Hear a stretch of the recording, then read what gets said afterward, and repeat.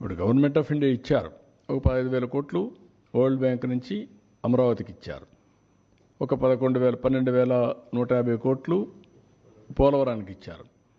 ఒక 11,114 కోట్లు రివైవల్కి ఇచ్చారు. సరే, మిగిలిన కొన్ని మేము ఈ వర్క్స్ అన్ని మీద పెట్టడానికి కొంత శాఖ కింద కొంత ఫండ్స్ ఇచ్చారు. కానీ ఆ డబ్బులు నేను వెల్ఫేర్కి ఇవ్వలేకపోతున్నాను. కనీసం అక్కడ పెడితే రివైవ్ అయితే, డెవలప్మెంట్ అయితే నాకు ఆదాయం పెరుగుతుంది. ఆదాయం పెరిగితే ఇస్తాం. ఇంకొంచెం ఫ్లెక్సిబిలిటీ కోసం ఆలోచిస్తున్నాం. ఎక్కడ ఫ్లెక్సిబిలిటీ వస్తే అక్కడ అవసరమైతే బారో చేసైనా సరే I want to give my commitments.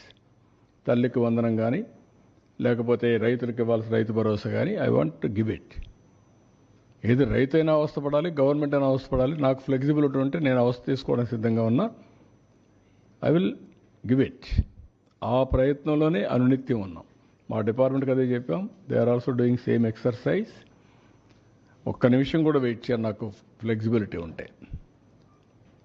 ఇప్పుడే దాని మీద కూడా ప్లాన్ చేసుకున్నాం, వర్కౌట్ చేస్తున్నాం. I will come out.